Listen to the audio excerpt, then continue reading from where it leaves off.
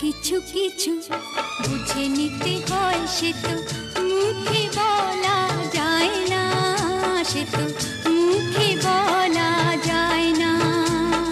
কথা কিছু কিছু বুঝে নিতে হয়, সে তো মুখে বলা যায় না, সে তো মুখে বলা যায় না।